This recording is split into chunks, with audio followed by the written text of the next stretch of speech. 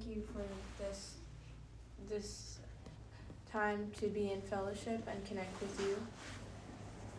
I pray that you would continue to show us the way that you want us to live, the heart that you want us to have.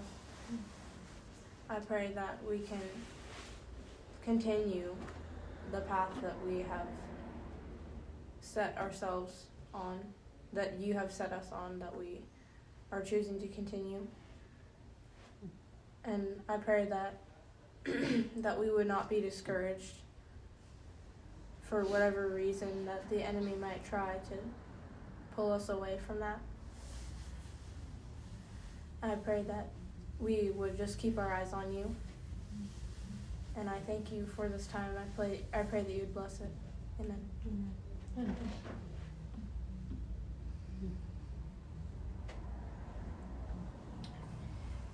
Well, we can for sure, I don't know if any of you guys re-listened to the video or have anything else you want to go over from the last study, but for sure want to hear what the Lord is doing in y'all's hearts and minds, and just anything that the Lord has spoken to you, or things that have been pointed out throughout the, I guess, past couple weeks from last time. So.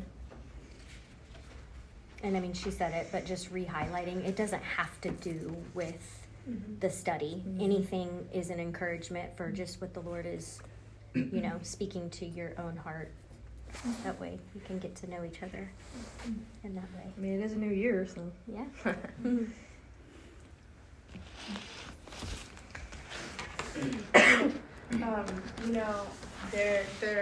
The most recent poem, essay that I wrote was on intuition. But since I wrote it, things that people would say would keep going back to it, like connecting with it, I was writing that in my essay, or something like that. And one of the things that keeps coming up is for me, is how the heart and mind should work together, not separately. And I probably have shared stuff like this before already, and I have to several people now, that the things that I'll learn through riding horses. But I was thinking about my riding instructor was telling me to use both of my reins, not just one of them. So I was thinking of that, the heart and mind. But really, all of your aids when you're riding a horse should work together. So your legs and your hands and your voice. And I was thinking about the soul, the body, and the mind, and all the parts of us should be working together in harmony, not separately. Because I was in my intuition essay, I was talking about how people who use their mind more than their emotions to guide them can sometimes have a harder time using intuition. So it's just something that keeps coming up for me. So. Yeah. I kind of was thinking about something along the same lines. It's kind of a little bit different, but really realizing that a lot of times the Spirit of God moves a lot slower than my emotions. And so really being very aware when I don't give time for the Spirit, because that automatic something like intuition that's already happening. Does that make any sense? Not really. I think slower because we're separated from it. Or the Spirit separated from us in the way we think and the way our minds function. It's so different and outside of how our human nature wants to think of or produce. And so it's slower because we have to catch up to it, though. Do you know what I mean? It's there. It's already, because it's the Spirit of God. And so it's, I don't know, I'm following you. It makes sense. It's more that back to that be still, right? And don't just jump in and, be more slow moving. I don't know. Just the observation that I'm having is the slower that I react to things, the more in tune I am with the Spirit. Yes, yeah. Yeah, I agree.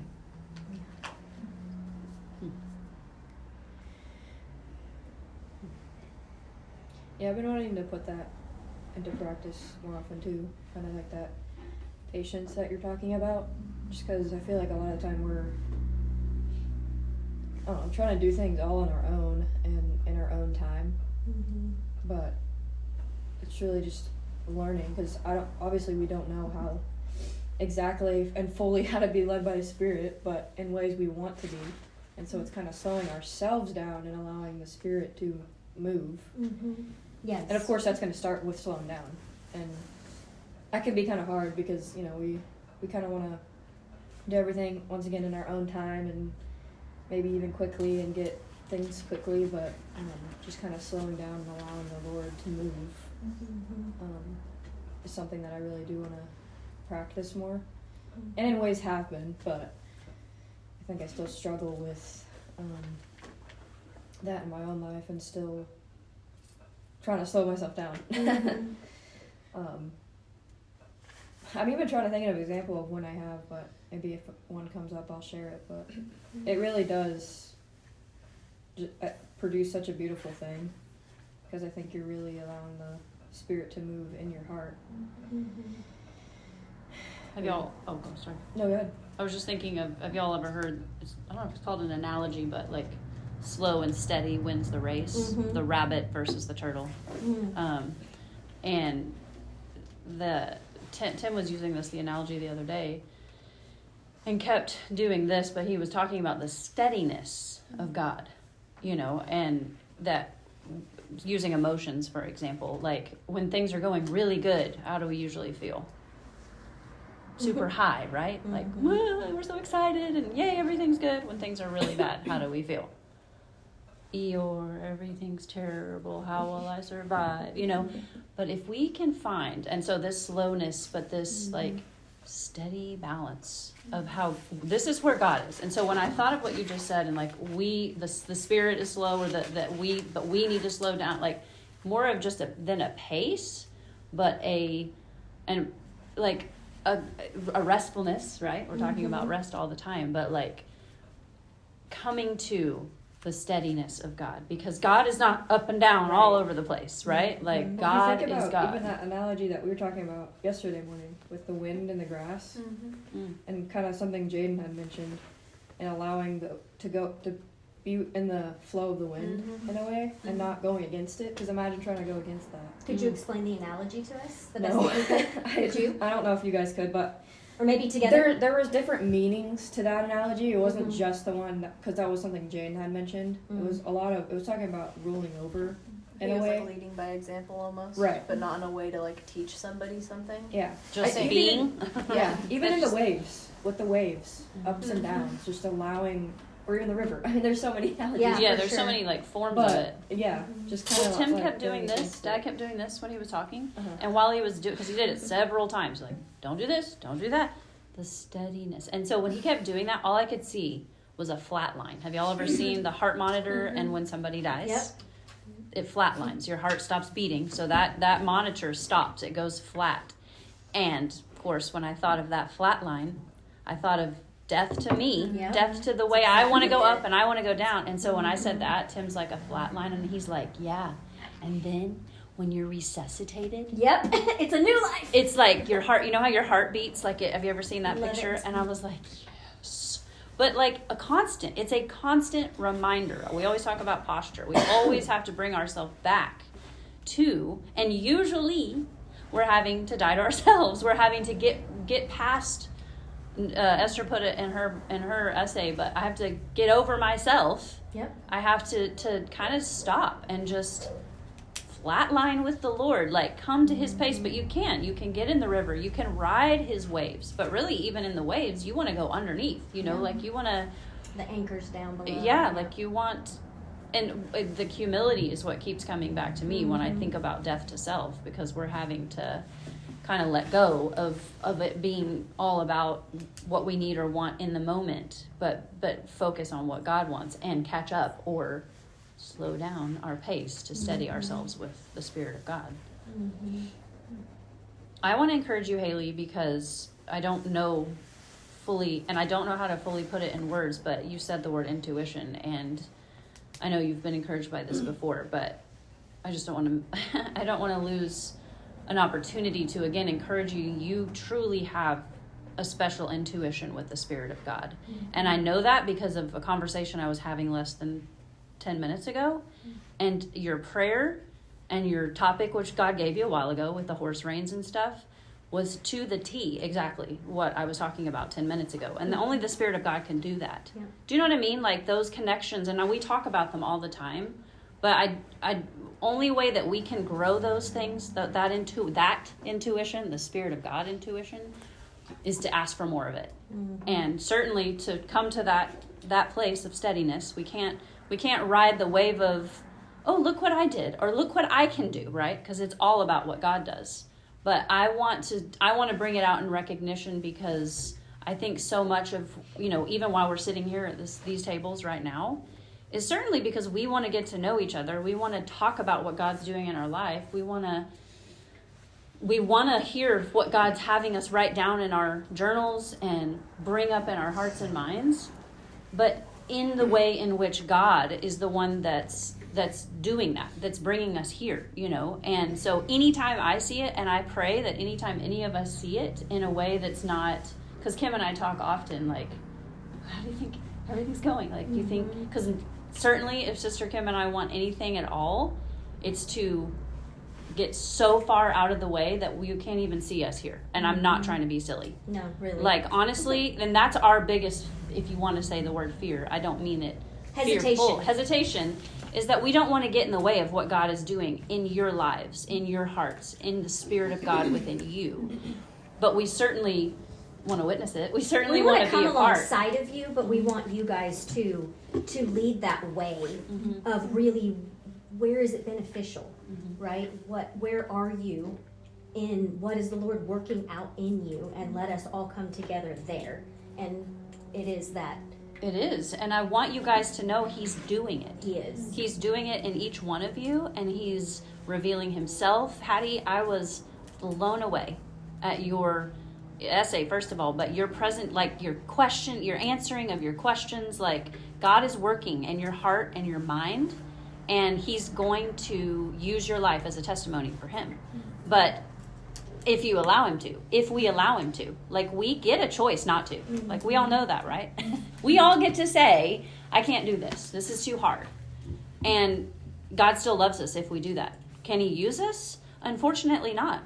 Well, fortunately not. Because we only want Him to use a willing heart, because that's what He needs to build His kingdom. But I want each one of us to really start to recognize that in one another too, and learn how to say, because we do it already when we're like, oh my goodness, that verse, that somebody, or that situation or that topic, and anyway, I never want to lose an opportunity to build you guys up in the Spirit so that you can see how He is constructing us and how He is unifying us and putting us together, because it's certainly the will that He has for us and the purpose that He has for us in the small measure. The will and the purpose is probably way beyond our our full imaginations at this point, but it is a starting point for us, I believe. So anyway, I just wanted to testify of that. But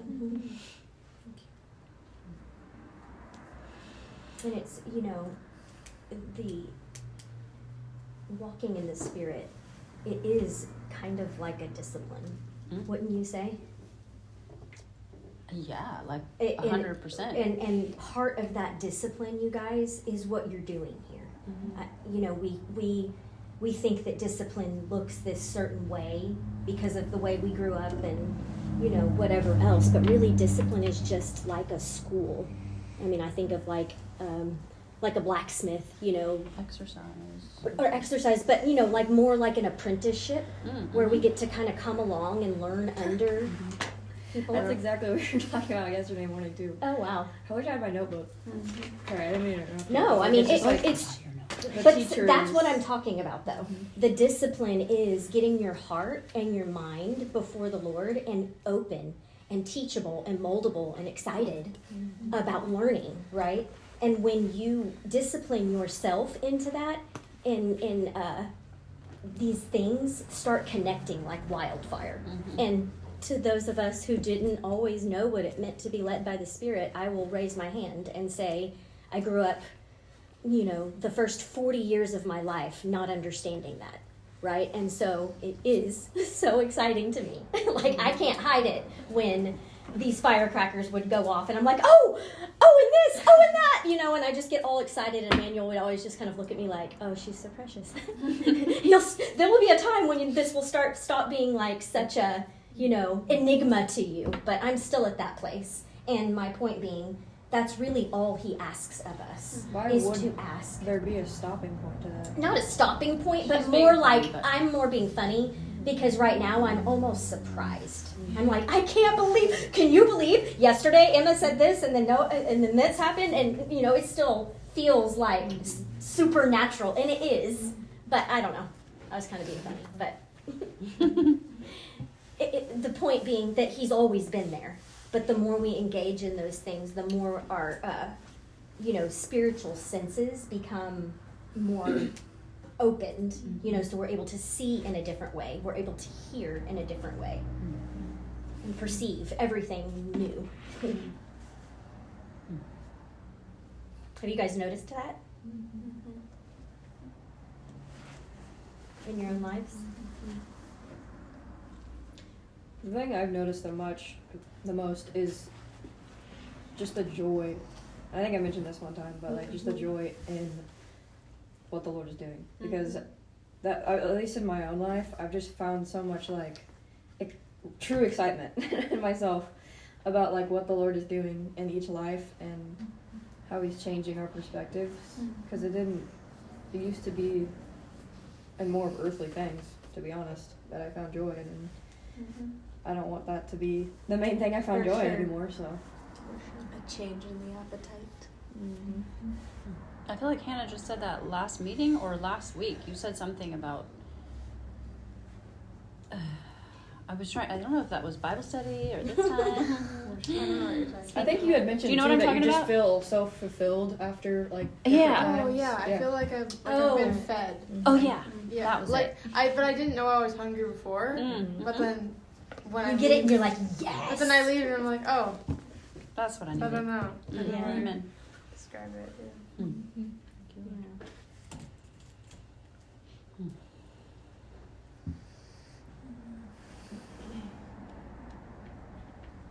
It's also interesting, like the more I become aware of the Spirit, the more He teaches me. It used to be mostly through other people, like my times with other people that He would teach me, and now it's getting to this place where, and I think you can probably identify this, where He literally teaches through everything. You know what I mean? Like everything. Nature is, like you're saying, Haley, like you go ride a horse and the Lord shows you very, very significant spiritual things, through the everyday. That really things. changes life. It does. To be honest, because I actually was just thinking about that, like how much seeing the Lord and everything changes your life. Because like you're actually seeing Him more and less of your own way of thinking and seeing things. It's pretty cool. I have something to share about that. Yeah. Just this, today me and Benji were cleaning at Terra Vista, right? And he was upstairs finishing up some stuff, and I saw some deer come by. Super random, but I don't like deer at all. Like, I get super angry at them. I don't know why. I don't like deer. I've never heard such a thing. random. Yeah. And then when I saw them, it was just like, those are beautiful. Aw. Yeah. Weird, but I could see the Lord in something that I don't like. It's really funny. That is fun. That is interesting. Yeah. It's in those small things, I like know, even exactly. with Emmanuel that my dad talks about a lot, is just how he saw the Lord in everything, in the small times, and I don't know, I really appreciated that about Emmanuel, and really enjoy seeing that in other people and finding that within my own perspective. It's just cool. It makes life just so much more beautiful. It does. Or like tangible, like Anybody ever like learn from God from a couch? I don't know. Anybody? Just me? Just Come me? on, tell us about it, Just right? me couches. It's just my thing. Not just you. Because I might hate couches as much as you hate deer. I mean, it's odd, but I'm trying to be funny. But he definitely does not shy away from. But we also have to have our, as you're saying, our heart and mind open to it. Mm-hmm. Like, I don't want to give a number to, but not that long ago, I would not have allowed a deer or couches or situational things to teach me anything. I would have just been It's a deer. frustrated or dealt with the situation my own way, or not stopped my way of thinking and be like, oh, what's God trying to say here? What's he trying to show me about myself, about others, about anyway. So yeah, it is truly a different perspective, but it all comes back to the posture of our heart and where we're at. So We were reading Tales of the Restorations the other day, Oh, since nice. we've been going through that. We're on the last book, and something was really interesting. What we read was Hero. I don't know if everybody's read the books, but Hero, the main character, or one of them, anyways, he was in this dark place, and I don't know, the bad guys, I guess, the evil entity was in the place he was and trying to take him away from Light City or whatever. And he was calling out to the king's name, calling him to come and see him because he wanted to see him in that dark place. And after it had passed, even though he couldn't see him, but he was calling on his name, and he saw the king after, and he's like, but I was calling you and you weren't there. And he's like, I was always there, you just didn't look for me. Which I thought was really interesting, because like the character's like, I wish I could see him as much as everybody else does. And the king was like, I'm always with you. You're just not looking for me. Or you Yeah, I've can't- heard that a which lot is- recently. Yeah, What we which talk was really about. interesting, because I was like, kind of thinking about that and being all, oh, maybe I should look into that, because of course I see him in a lot of things, but I'm like, where are places in my life that I'm looking but not actually looking, and where I could be looking, which is interesting. Sorry, that took me a little longer to explain, but it's interesting. I've been thinking about that the past couple days. And it is so comforting, though, to know that, like, God doesn't change. So when we feel shifty, like we're talking about, then that's us or circumstance that we allow to, He is the steady pace. Yes, for sure. I wrote a poem kind of similar to what you shared, Kayla, but it's really short. But I'm sure I've shared it like a ton of Read it. times. Share it but I'll read it again.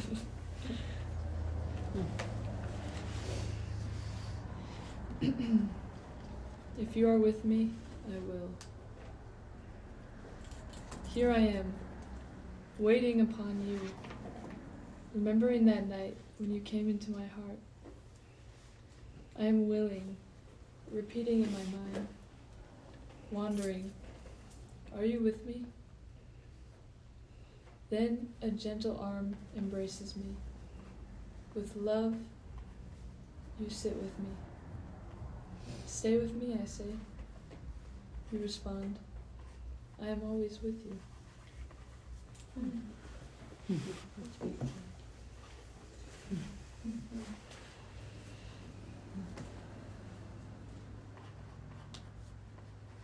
How long ago did you write that? Like a month ago? Maybe 2.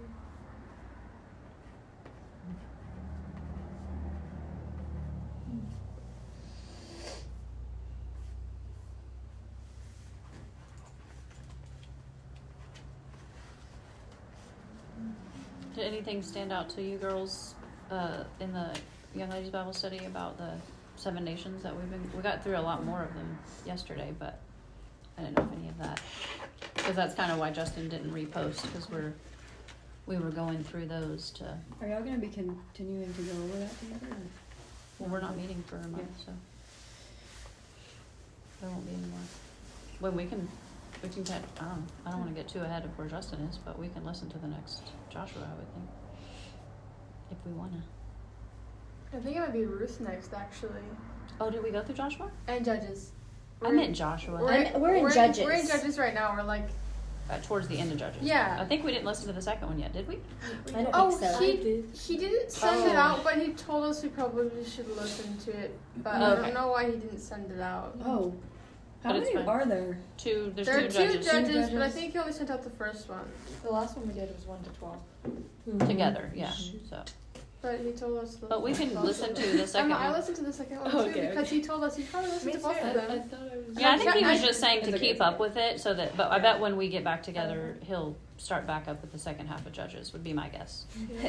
I honestly think most of the confusion with what videos we're supposed to listen to is because there's 2 different classes doing it. Yeah. I think that's where most of the confusion Probably. comes from. Anyway, Well, but we're so- not really teaching it. We're just Yeah. conversing about it, so it Yeah. doesn't. But yeah, I would like Really to know matter. like what my mom's talking about. If you guys have anything shared from yesterday.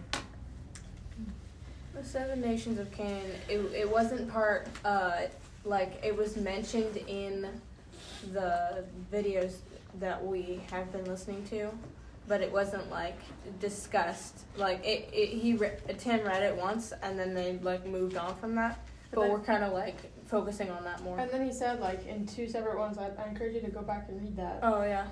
Yeah, so he had encouraged us to Mm-hmm. correlate Yeah. what they mean and how they. Have you read it yet? That article. Mm-hmm.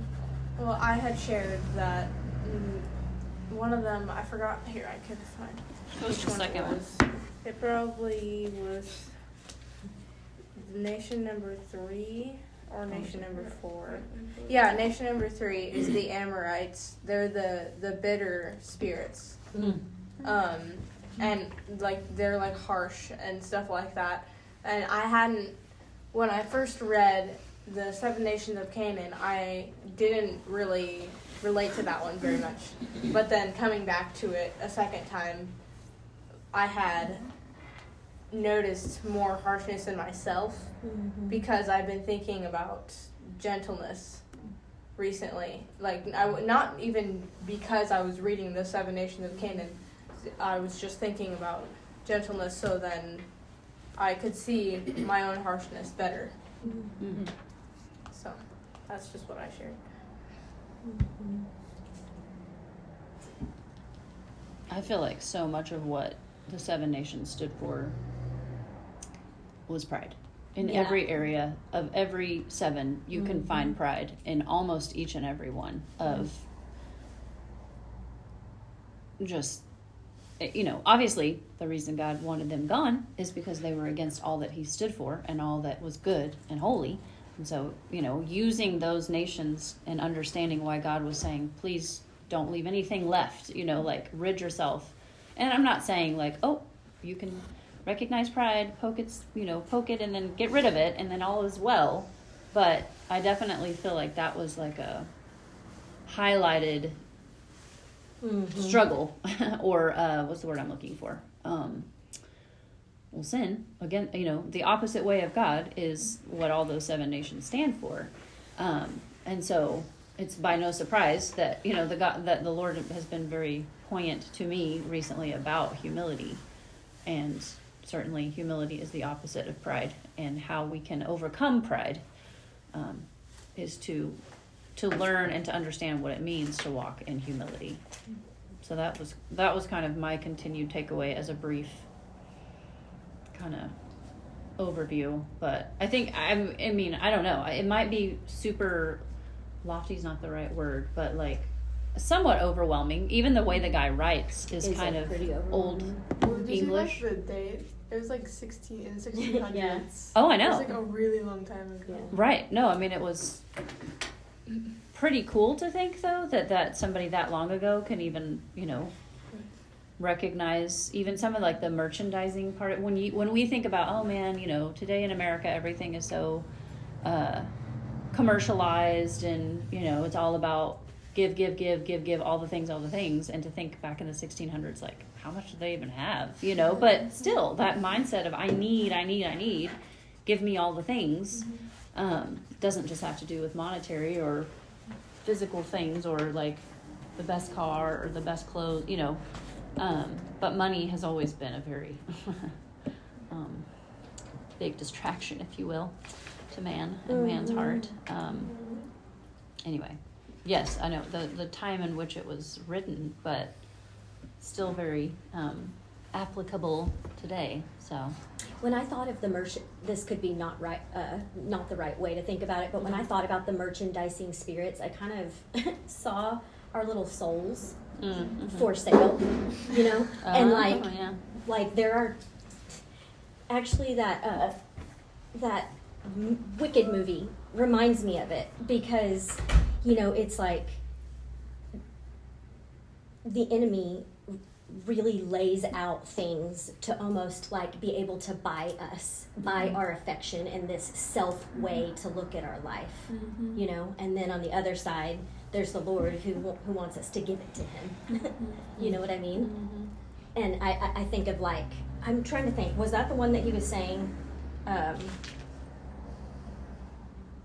Yeah, it is. It's the same one of like the tyranny of the urgent. So, you know, it really wants to get us kind of at this place where good is good enough, that keeps us from really being able to open up for the better of what His Spirit would like to lead us. And so, you know, we can kind of get bought and sell ourselves to a lower thing of just a whole bunch of nothingness. You know, like just meander through our day with no purpose. Amen. Yeah. Yeah, you see that a lot in the end there of the movie, how it's like, it's hard to explain for people who don't know the story backline, but the background is where Glinda the Good Witch is like, I'm gonna be good enough till right here, and there's the other character who wants to at the end break free from that, I'm just gonna stay here and go to a higher level, and they sing a song about it at the end, which is really interesting because you want to be good and only go so far and only give as much as you feel comfortable, but there's just really the other way is I'm gonna continue and continue and continue until, I don't know, I guess giving up more and more and more, not just giving up as much as you want, if that makes sense. Yeah, it reminds me of, you know, we've been talking a lot about complacency, and it just, you know, what are those things that can get us into a place? And I think that that's very personal, you know, and it's where the law kind of tells you can do this and you shouldn't do that. That's just the baseline, and that does kind of constrain us, right? And He wants to bring us to a place of freedom in His Spirit. Like what we're saying, where we have a different perception of every place we step into, of all of the time that we have, of when we sit down and write a poem. Like, am I just writing a poem because it's the right thing to do because I'm in culture study, or am I allowing the Spirit of God to guide me in that? Because then that becomes something that's not just here. You know what I mean?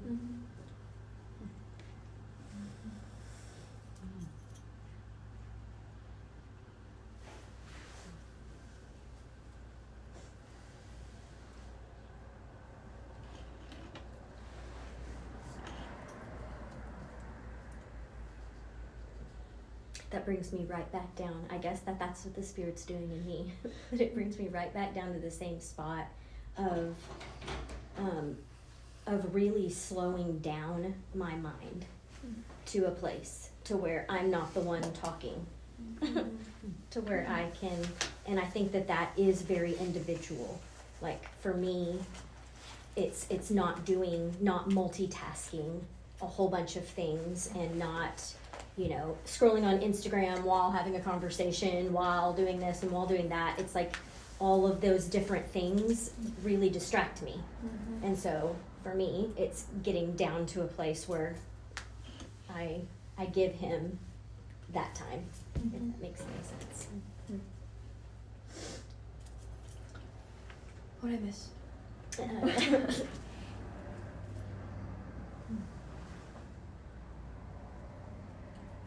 trying to think of any of those other ones that stuck out. Are we still talking about the I mean, nations? I don't know if any of you guys had thoughts on the Hittites, because I feel like that was mentioned. I feel like he mentioned this 2 times in 2 different meetings, right? The same thing about the nations or whatever. No, just the 7 nations. What y'all were saying. He mentioned it multiple times. Yeah, I did. I remember in a earlier meeting the Hittites standing out just a little bit about just like almost this imaginary way of living or whatever, and like I living. Is that the Maybe that was the Hittites? Hivites. Sorry. The Hittites were like discouragement and stuff. Yeah. One of those that start with an H. I just didn't know if anybody else had thoughts on this. So I don't know why it stood out to me. That's the But one that stood out to me. Yeah, Yeah. the Hivites are definitely the ones that like I see myself in the Me most. too. But What about it? Yeah. Like, it almost seems like it molds into what we were just talking about, at least from the way I perceive it. But like I had written down that you talk of vain and needless things. Mhm. You know, it's like vain imagination. Mhm. Also uses the word fantasies. Yeah. Mm-hmm. I feel like I've written about that a lot in my essays and poems. Just I fantasize a lot in my mind Mhm. because I talk to myself a lot. I know that's weird, but I We just, all do. I have a lot of, you could say, delusions, not in a good way, but not necessarily delusions, but fantasies, just like, and hopes and stuff. But I know Right. that. It's expectation. Yeah. Yep, exactly. Yeah. But I feel like I'm definitely getting out of that, which is good. Yeah, it's interesting how your expectations work out. I was thinking about that a lot recently, and how I think of it a lot as in with Emmanuel passing, and I was talking to my dad about this and how it still doesn't feel real to me, but I think it was because I had this expectation in my mind that he would always be around, and that like I would have when I'm an adult and all that type of stuff, and then when my expectation wasn't met, it was almost like, oh, what am I supposed to do with myself now? And it's really, I just was thinking about that. It's like how we give ourselves expectations, but how do we kind of bring ourselves off of that? And I don't fully know the answer, but it's really interesting just to think about and how many expectations we set for ourselves, and like what's the point of having it if I don't want to know like if it's not, I don't know if it's not going to be met is the right word, but I don't know, I think it comes back to what we talked about with the steadiness of God, because our expectations tend to make us think highly of, or think up into the future, or expectations can make us think down into the past and how we, expected this then, and just kind of our expectation of what life would be. But if we are resting in God and staying steady on His path, we don't have to have these questions of, or if you want to use the word delusion, because we're resting with Him. It doesn't mean they won't come up. It's what we do with them. It's how we respond to them or how we use them that glorifies Him or takes us away from Him. So. I was thinking it, and you said exactly what I was thinking. Oh, I was well, already you've got pictures, so yours well, is better. but that's just because that's the way my brain works. But this is like where we are, and it's temporal things. So think, what am I going to do next week? Yeah. Who are my friends going to be? Am I going to go to college? Am I going to get married? Where am I going to live? I don't know all the things that stir in your heart, but we certainly have all of those things, like mine. I want to be healed. I want to be, not encumbered by my body. All of those things are on this level, right? And when we're talking about putting our hope in God and that He doesn't change, all of those things can change. People die, kingdoms rise, kingdoms fall, right? But that's why the Lord says, seek first those things that don't change. Seek first His kingdom and His righteousness, and then all of these things will be added. And that's what keeps us, it's exactly what Rachel was saying. That's what keeps us from going here. Where'd that lid go? I kind of had this breakthrough in myself, and I know it's not new to anybody else, but just that my hope was in temporal things. It was in things that aren't always going to be. And so sometimes when I get in that spot where I'm shifty, I will go in my journal and just write down the eternal truths of God that do not change. And then just even say them out loud to myself and kind of speak them over myself. I do the same thing. Yeah. too. Amen. I think most of the time our expectations are about us. Mm-hmm. And when we don't have our perspective and our heart set on the things of God, the eternal things, Mm-hmm. then we ride that line, Mhm. that, what did you call it? I was just saying temporal. Temporal, things, but that's the word I was yeah. looking for. We, basically expectations typically are on temporal things. There are, Mhm. if you have an expectation on the eternal things, then you will never be dissatisfied. Right. I think too. Oh, sorry. That was it. I was just thinking of this, of the spiritual man and the fleshly man, and how that Yep. line is the fleshly man, and Yep. that one is the spiritual, and it depends on where, obviously, where you're putting your hope Yep. and where you're gonna be. Yep. And how do you remember that quote I had told you Oh, about, yeah. like the flesh Yeah. or something, and how What was it? it was this quote I saw, and it had said something about why it's so hard for us to get away from our flesh, because that's something that doesn't Go last. Up there. It can't go up there. That's Yeah. why it hurts so bad, is because the flesh doesn't want to. It's flesh living. Yeah. Oh, sorry. Your flesh is living. Here we are again. Oh, go ahead. But anyways, I just thought that was kind of cool, with even in that representation of that being our flesh, Yep. and then Well, when I was thinking of it in a not gruesome way, but thinking of our removal of it makes us weightless, right? Like we don't, in the practical sense, no, makes us weird. But in the spiritual sense, when we aren't carrying this and we can be as a spirit, because, when we think of spirit, we think not of our physical bodies and the gravity that holds us to this ground, but we think of another place and I always want to not use the word realm. What's another? I don't know. I always use the word realm. Other realm of which we can coexist with the Father. That's in our spirit man is the only place that we can coexist with Him. Now we can within this body when our spirit is controlling this body, when our spirit is the one that is in the driver's seat, if you will. But yeah, that's why that over archway is just a very beautiful imagery of that, because it's not flat, solid, it's a different perspective, but that's not the word I'm looking for either. It's a different level, but form is like, because our flesh is one form and our spirit is another form, and one can do one thing and one can do everything, because the spirit can do everything. He can, if we allow him to. I also have this visual of like we talk about we're vessels of the Lord, and if our vessel is full of our own self, then it can't be poured into by the Spirit of God to be used. And so, I've used this analogy a lot, but like we have two mans, and Naomi wrote about it. Which man do you feed? And the more, you starve that one, and the more you empty it, meaning of yourself, the more he can fill it for his purposes.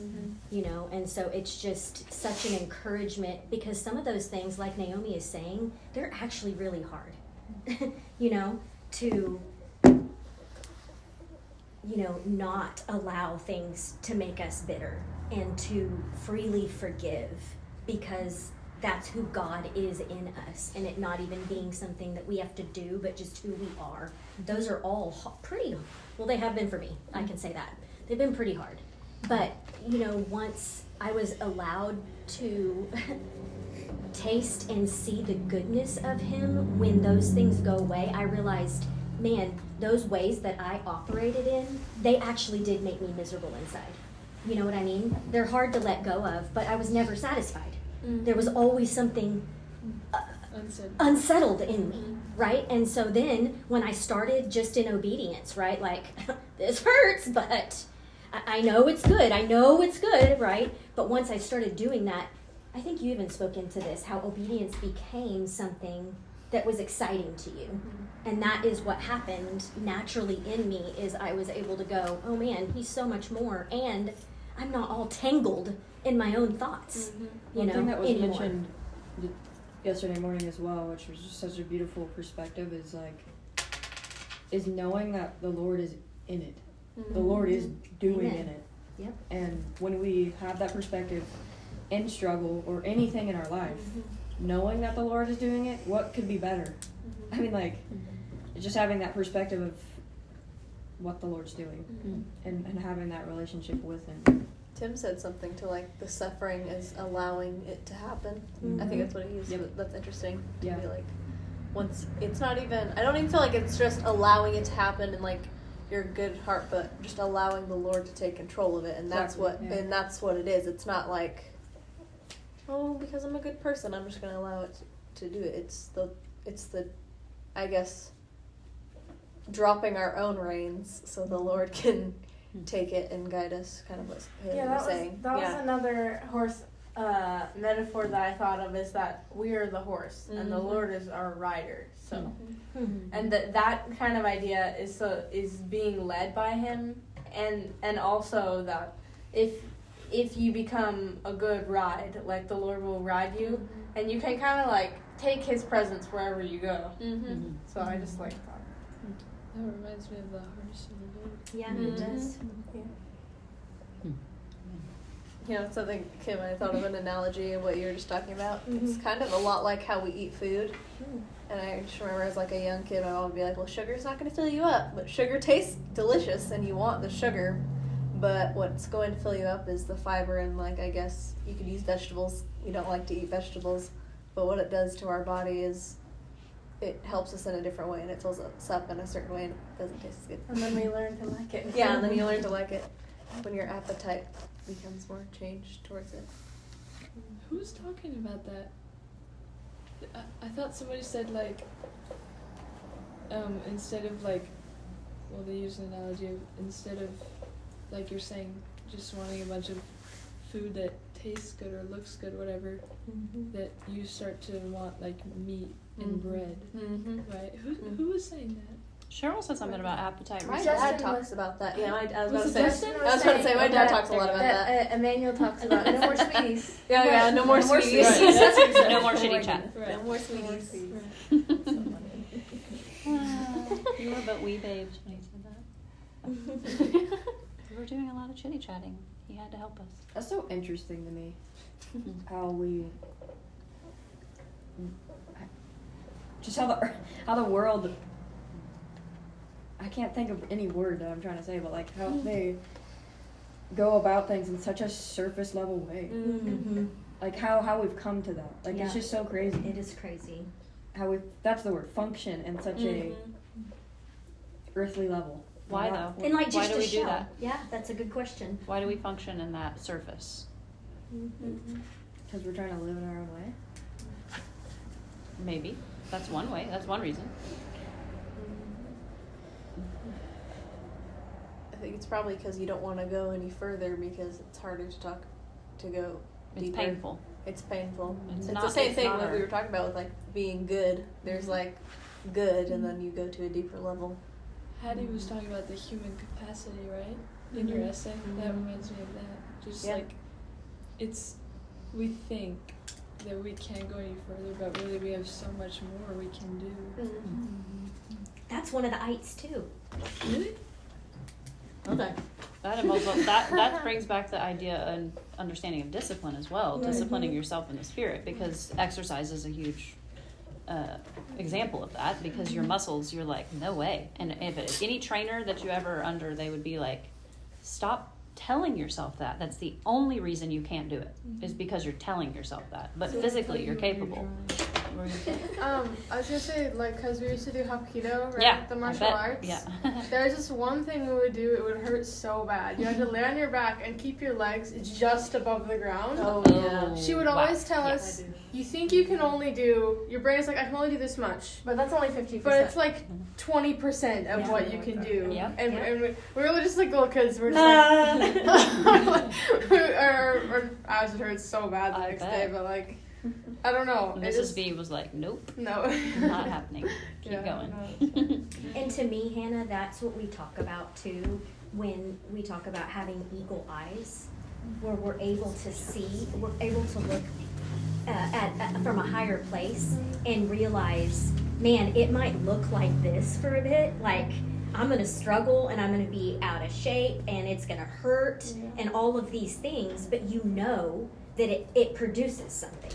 And so when you can have that eagle eye view and you're kind of in the phase, you know, because it's all a growth phase, like in a garden, right? And it just keeps going. And there are phases where weeds have to come out because we're in a culture that plants weeds there, whether we want them there or not, and they grow together. And so when those come to fruition and you're able to go, okay, that is not righteousness, that isn't from the Spirit of God, and you get rid of those things, right? Or you are producing something, and then there's a different season for that. But once you start looking at life in that way, even considering with each other and where each person is in there, it's so much easier to not get discouraged that you're struggling and all this stuff seems wrong, you know what I mean? And you're like, oh no, I'm actually growing into a beautiful garden. Like, we're gonna get there. But back to your point too, like, would you have kept going any further? Who kept you doing that? Who? The teacher. Right. But would you have done it otherwise? Right? I mean, just thinking about how much we need each other and we Amen. need to seek God's counsel and those that He's given us to seek counsel in, because would you have even wanted to? Like, who actually, I mean, I'm not saying people aren't self-motivated and, you know, want to work out, or I don't know, we could use all kinds of examples of discipline of why we want to do something, but it is a very scientific study that people need accountability and need encouragement and need a partner to be able to succeed fully. And so, I don't know, I think that's just a beautiful testimony of like the encouragement of why we need each other to see what is truth, like to even know our limits, and then each other to be able to encourage us when it's so hard and you're like, no, I can't. It's not happening, you know. That's and we interesting. need to speak it to each other. That brings me back of the thing that Kim has said is like we are the living expression of the Lord, and that's how we see it in each other. That's cool. Because we need each other. And I was thinking too, you know, we're talking about learning how to live life in the Spirit and how to do that. This is how, you know, and that is such a beauty of fellowship with each other. Is that, I mean, look, we are sitting back here smiling with each other because of the joy it brings us, honestly, to watch you guys start to connect things in the Spirit. And it's because your hearts and minds are before Him. And He automatically will start connecting those things for us. We don't have to do anything but want to know Him and ask for His wisdom. And like Rachel's saying, seek counsel and spend time with others who can see those beautiful things in each other and build them. You guys are, we say it, but you're such an encouragement to our hearts.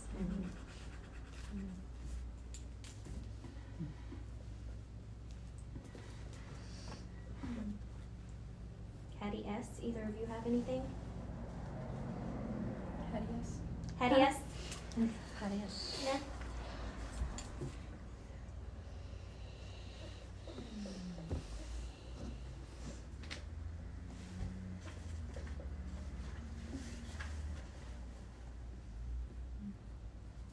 January 1st. 2025. Bring it on. That's what bring it on.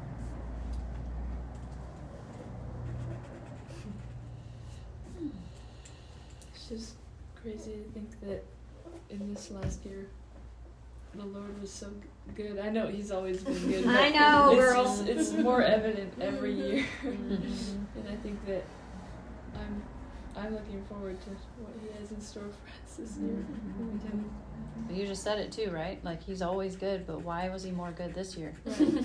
It's our eyes. Because you opened your That's right. eyes Mhm. and He was willing to see. You know, it's such a beautiful testimony.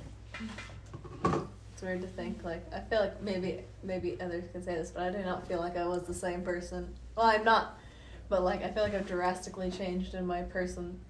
Like, if you'd look at me a year ago today, I probably was a lot different, which is really interesting to see how much just one person can grow. And obviously I've seen all of us grow, but just even reflecting upon my life and just the past couple of years since I've moved here, I'm kind of like, it's something Tim was talking about yesterday. He's like, so one day you're going to look back and be all, dang, I was a different person last year. Oh, I was a different person last month. Oh, I was a different person, until it becomes like, oh, I was a different person yesterday. I'm We are changed. continually being made from glory to glory. And Mm-hmm. The experience we have, His mercies are new. Yep. Over and over.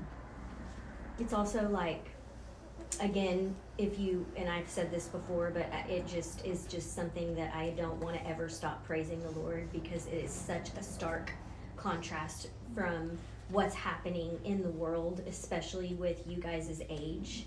You know, that's not hard for y'all to see, you know, how really hard things are getting and how terrible schools are, and you know, the violence, and you just name it, the sexual confusion, like all of it. And then at the same time, looking at our own lives and the hand of the Lord on us and improving in a culture that is like literally crashing down, and you guys are moving up in the Lord, you know. I don't know, it's just like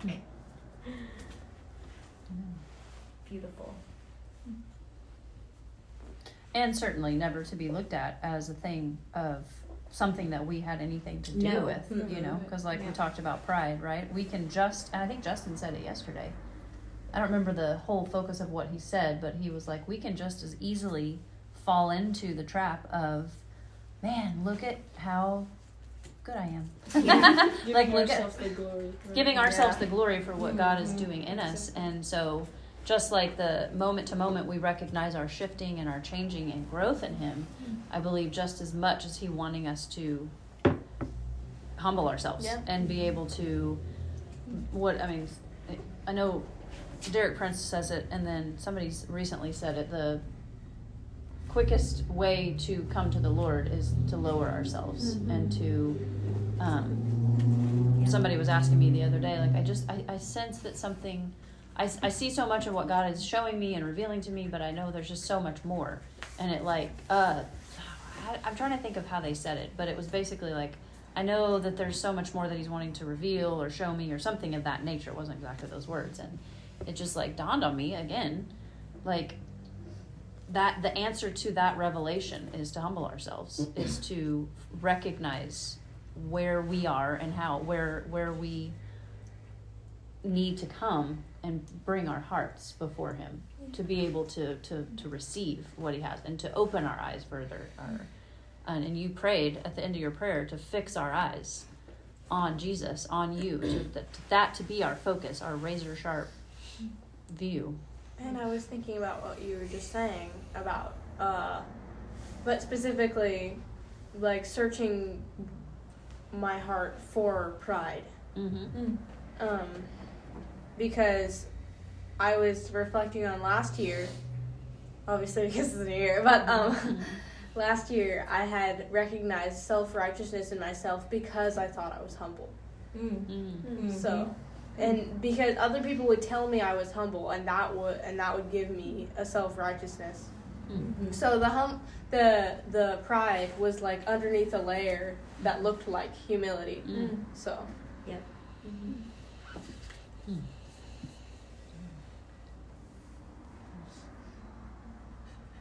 Yeah, I think you touched on it, but you know, all of it, the ground for which we can really grow in the Spirit is with fear of the Lord, which I like to say is reverence, just because fear has such a, I don't know, weird feeling to me. And that's not something that is easily, we can't put a bow on what fear of the Lord is, but I think what Rachel was speaking to was a reverence of him and his ways, and that in and of ourselves, none of that is possible,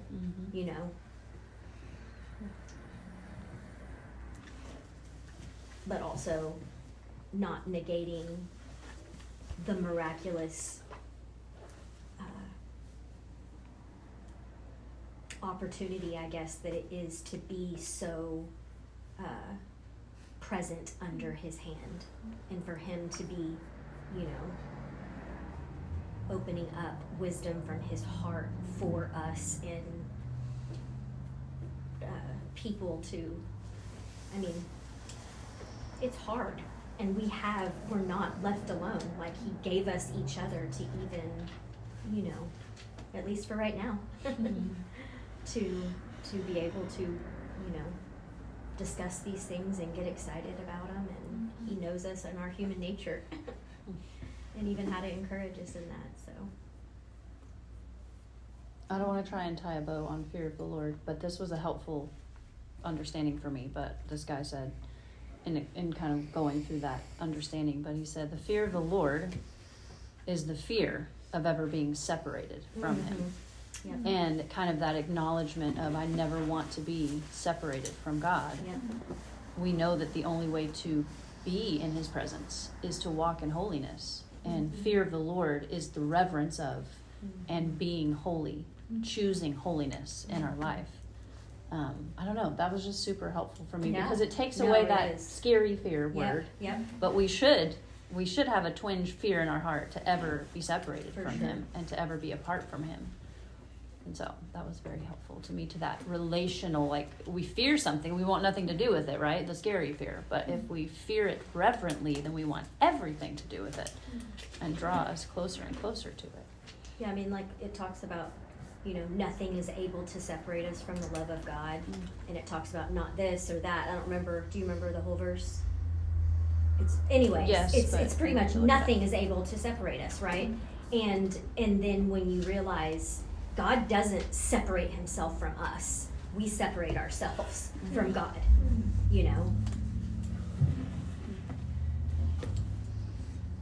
And so, yeah, nothing can separate us from his love. I don't know. I have to look that verse. I know what you're talking about.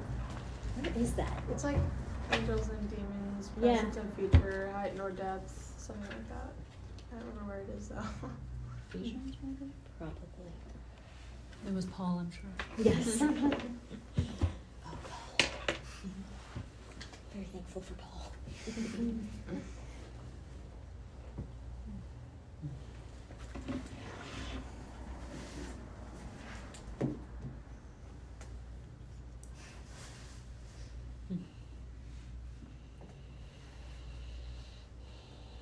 Anything else from you, lovely ladies, or anybody want to pray for us? Can pray.